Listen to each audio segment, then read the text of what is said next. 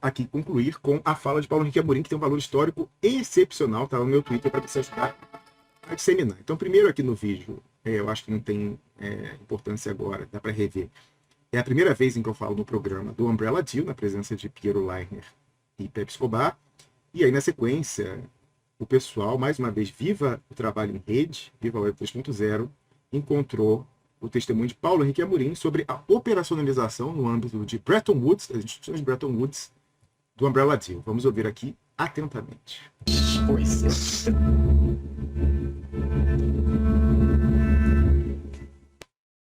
Eu sublinharia alguns documentos que eu tenho aqui, por exemplo, da negociação do então candidato à presidência da República, Fernando Henrique Cardoso, com o Fundo Monetário Nacional, quando ele não tinha um plano real. Ele foi ao Fundo Monetário com um papel em branco na mão e vendeu o plano real ao Fundo Monetário. O Fundo Isso Monetário, em 1993. ele era ministro da Fazenda, ele era ex-ministro da Fazenda. E eu conto como o Fundo Monetário aceitou o plano real que não existia, porque o Fernando Henrique prometeu algumas coisas ao Fundo Monetário, e eu mostro aqui quais são essas coisas. Ele prometeu uma privatização forte. Qual que é a página? Quem Bom, sabe eu consigo mostrar Vamos aqui. ver se eu consigo achar aqui. Tá, pode contando Tá que a aqui. gente vai Olha, descobrir. achei. Tá aqui a página. Tá aqui a página. E aí a gente mostra o documento. Eis aqui o documento. Tá aqui o documento. O que o Fernando Henrique prometeu ao Fundo Monetário Nacional? Ele prometeu um ajuste fiscal com privatização. Pode levantar Forte. o livro um pouquinho para dar leitura. Isso, com privatização forte.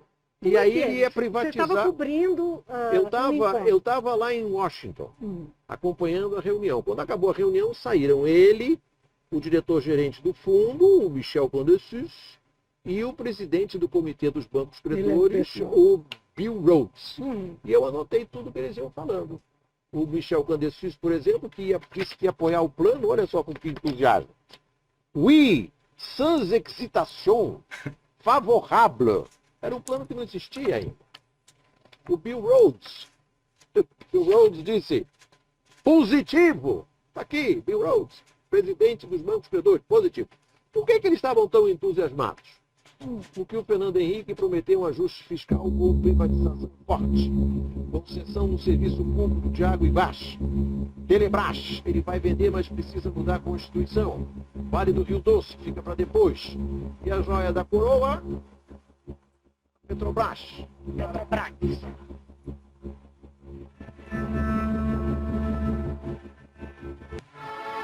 Sensacional o trabalho em Recortes Duplo Expresso. Muito, vamos lá, voltando aqui. Então, Abacateiro Temporão pegou esse vídeo aqui de Ronaldo Lemos mais uma vez. Então, atenção. Eu achei, registro aqui a coragem do professor da minha alma mater, o ERJ. Tido, né, articulista da Folha, comentarista da Globo News, professor aí, pessoa de destaque nos debates digitais, software livre, campus party, etc e tal. Ronaldo Lemos. Vamos ouvir, eu não sei de quando, não tem a data, mas essa fala dele num programa da Globo News. Muito legal, muito bacana. Hackers, de fato, agindo para o bem, como sempre, que é também o que a gente vê no maior congresso de hackers que acontece em Las Vegas, certo? Exatamente. E onde as urnas eletrônicas foram monitoradas e o que se viu é que o sinal amarelo está aceso. Nenhuma urna eletrônica deixa de ser vulnerável, é isso? É isso, Cecília. O que acontece? Foi realizada há alguns dias a maior conferência de hackers do planeta, que se chama DEFCON, uma conferência que acontece em Las Vegas e reúne não só hackers, mas agentes do governo, advogados, jornalistas, estão lá para pensar na questão da segurança dos sistemas eletrônicos. E a novidade da DEFCON desse ano, que acontece desde 1993, é que eles fizeram uma coisa que eles nunca tinham feito. Eles foram testar a segurança das urnas digitais. Pegaram lá vários modelos, os hackers ficaram testando a segurança daqueles aparelhos e todos, invariavelmente todos, foram hackeados em menos de 2 horas. Então, isso levantou um sinal que para o Brasil não é uma luz vermelha. A gente tem que lidar com calma com essa situação, porque também depois as pessoas ficam achando que isso tem a ver com o Brasil. Não, isso aconteceu nos Estados Unidos, com alguns modelos, e não é claro se o modelo da urna brasileira específico foi uma dessas que foram testadas ou não. É o fabricante, Exatamente. né, da urna brasileira. Uma das máquinas que foram hackeadas é de um fabricante que fabrica a urna no Brasil. Agora, o ponto principal aqui é o que pode ser feito para melhorar essas condições. Primeiro, transparência e auditabilidade. O recado que essa conferência passa para o mundo e para países que usam urna eletrônica como o Brasil é de que quanto mais uma urna pudesse ser testada, pudesse ser explorada, investigada, hackeada para fins de testes, mais segura ela vai se tornar. Então não tem essa história de que a urna brasileira é uma urna singularmente inviolável. Toda urna digital nada mais é do que um computador. E um computador... Só uma interrupção, é a jabuticaba digital, né? Mas o Brasil é uma terra maravilhosa, tem coisas que só ocorrem no Brasil. Só no Brasil as leis da estatística não funcionam e um parlamentar ganha 12 vezes na loteria e 60 indivíduos... Não quer? 30 indivíduos ganham 60 vezes. Então, gente, o Brasil é maravilhoso, assim, é uma terra mágica, né? Literalmente mágica, porque as leis da estatística não funcionam para Mega Sena e para Mega Sena, não funcionam para distribuição dos processos da Suprema Corte do Brasil. E também a urna eletrônica é maravilhosa, é mágica, ela é inviolável ao contrário de todo mundo. E aí que interessante eu ia falar. Uma das urnas violadas nesse teste dos hackers, nessa conferência em Las Vegas, era da Diebold, que é a fabricante, a programadora da urna usada no Brasil. E veja você que coisa, eu vou até antecipar o que eu ia botar aqui embaixo.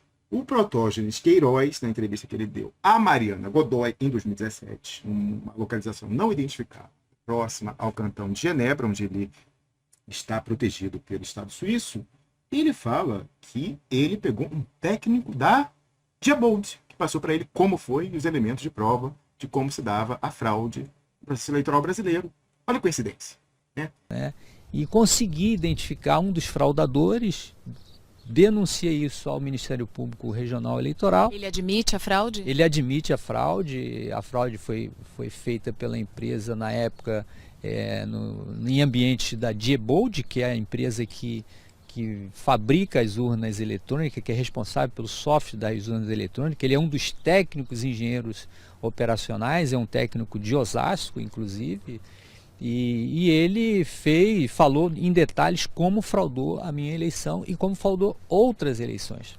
Outras eleições. Seguindo aqui, inclusive, comandante Hernandes, aí do coletivo de hackers, ativistas que nos ajudam, ele está aqui até debochando. Ele botou assim, ó, demoraram 2 horas para hackear a urna? Até que é bastante. Agora, comandante Hernandes, 2 horas é para os fracos. O melhor é quando o hacker é o programador ao mesmo tempo. Olha que maravilha. Isso é para os fracos. Vamos continuar aqui, ó. Para ele ter a sua segurança aprimorada, ele precisa estar sujeito a testes de estresse permanentes. Tem que ser o tempo inteiro. Outra coisa, software livre.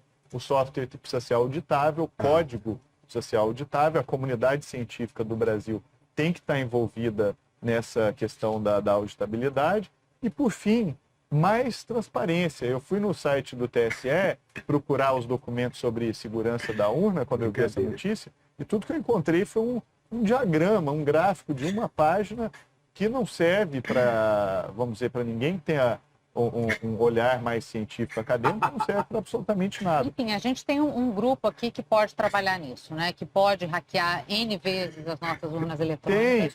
Isso que a Polícia Federal fez na notícia anterior que a gente falou, de fazer um hackathon, né? Reunir especialistas para poder trabalhar no aprimoramento de sistemas de combate à pedofilia. Isso pode ser feito para a segurança da urna também. Você pode pegar a urna brasileira, reunir especialistas da academia, cientistas da computação e falar, pessoal, vamos ver quais são as vulnerabilidades, quais são os tipos de ataque. Então, falta isso no Brasil. Aqui no Brasil, a urna fica protegidinha, ninguém tem acesso a ela, ninguém consegue auditar. E do ponto de vista de segurança da informação, tem que ser exatamente o contrário. Quanto mais testes e quanto mais conhecimento a gente tiver, mais segura vai ser a urna. Coragem do Ronaldo Lemos falar isso em plena Globo, aí não é fácil não. Agora, fica o convite aí, Ronaldo Lemos. Vem tratar disso aqui no programa, fazer um programa especial. Aí, ó, a ideia ao vivo. chamar Ronaldo Lemos, chamar Diego Aranha, né, que era da Unicamp, e se viu, de alguma forma, impulsionado a sair do Brasil, porque ficava levantando essas histórias. Ele foi uma das pessoas que conseguiu, em uma rodada, hackear com muita facilidade a urna eletrônica brasileira, foi fazer a vida fora, porque não tinha, todas as portas bateram para ele depois disso. Está hoje na Universidade de Copenhague. Toda vez que eu chamo o sujeito, não quero mais saber disso não quero mais saber disso. E chamar quem mais? Uma outra pessoa que eu queria chamar de... Protógenes Queiroz, convite público, se ele puder, obviamente, isso não prejudicar em alguma medida a segurança dele. Quem sabe ele possa passar o nome do técnico da Diebold, quem sabe até ele tenha gravado esse depoimento documentalmente e tal. Fazer uma live só sobre essa questão, né? Seria interessante. Fica aqui a proposta. Você aprova? Referendo agora na comunidade. Você aprova ou não aprova a realização dessa grande discussão sobre a insegurança da urna eletrônica brasileira? Olha, Ronaldo Lemos, professor da minha alma mater da UERJ, eu também sou muito deferente à transparência. E você, talvez que eu não tivesse tempo, não falou o que aparecia no gráfico da página da Justiça Eleitoral. Mas o Expresso documento danado, ele foi pesquisar, e eu vou colocar aqui, a partir desse momento, na verdade era um conteúdo multimídia, era audiovisual, a sofisticação, muito sofisticado, o que o Ronaldo Lemos encontrou lá na página, simples, singela, ele falou que era uma página, mas era uma página que tinha um vídeo embedado do YouTube. E o Expresso é danado e fez a pesquisa e encontrou. Então, Ronaldo Lemos, como complementação ao que a Justiça Eleitoral fala sobre a segurança da urna eleitoral eletrônica inauditável e sem contraprova do Brasil. Na verdade, agora será revelado em primeira mão que horas em Brasília, 15 horas e 18 minutos. Essa informação. Isso aqui, ó. Pero mire, es un videocassete muy precioso, no tiene erro, es una buena por la marca es buena, no necesite la garantía soy yo. Sí, es bien barato. Para você que faz questão de japoneses legítimos, a Simp Toshiba está lançando o Toshiba Movie, o vídeo com a maior garantia do país. 2 anos. Simp Toshiba, os nossos japoneses são mais criativos que os outros. Olha, você que é muito novinho, novinha, e não sabe o que é a vida ainda, isso aí foi muito famoso, essa propaganda nos anos 90. E essa expressão lá, garantia sou Joe, ficou super... Mas é o que o Barroso dos 2 milhões e meio, ele fala, lá garantia sou Joe. Eu que tô jovem como é? No TikTok, sou jovem há mais tempo, cheio de botox e ácido hialurônico na cara. Lá garantia sou Joe, não precisa de auditoria, não precisa de código aberto do software, dá até para votar com o celular agora. Olha que maravilha, realmente. Era isso que estava, Ronaldo. Então faltava. La garantia es Barroso. La garantia es Barroso, 2,5 milhões de dólares estadunidenses. Certo? Então foi o que eu entendi por bem complementar aqui nessa publicação. Viva a rede, hein? Muito obrigado. Então, a pessoa aí lembrou dessa fala do Ronaldo Lemos e eu complementei. Eu falei, pois é. Só faltou o Ronaldo Lemos acrescentar a necessidade, eu marquei ele aqui, quem sabe ele já possa ter tomado conhecimento por conta disso. Falei, só faltou acrescentar a necessidade, porque ele falou que tinha que ser auditável, né, e código aberto. Mas, além disso, a necessidade, a possibilidade de recontagem com o papelzinho do Brizola. Né? Mas por que a nova tecnologia prescinde da antiga, da China, falando das civilizações? Pô, os caras inventaram papel milhares de anos atrás. Para que abdicar disso? Que a bunda não prejudica. Aí, veja você, eu complementei com o seguinte, ó, a fabricante em questão, Diebold, é a mesma cujo técnico confessou e exibiu o mecanismo de fraude a Protógenes Queiroz em 2016, conforme ele relata em entrevista concedida em 2017 à jornalista Mariana Godoy. Sabe como eu sou? Marquei todo mundo aqui, tá todo mundo aqui. E aí coloquei o vídeo que a gente reexibiu, resgatamos esse vídeo e reexibimos na última sexta-feira. Né? Aí falei, ó, aqui a fala de Protógenes. Aí botei nota.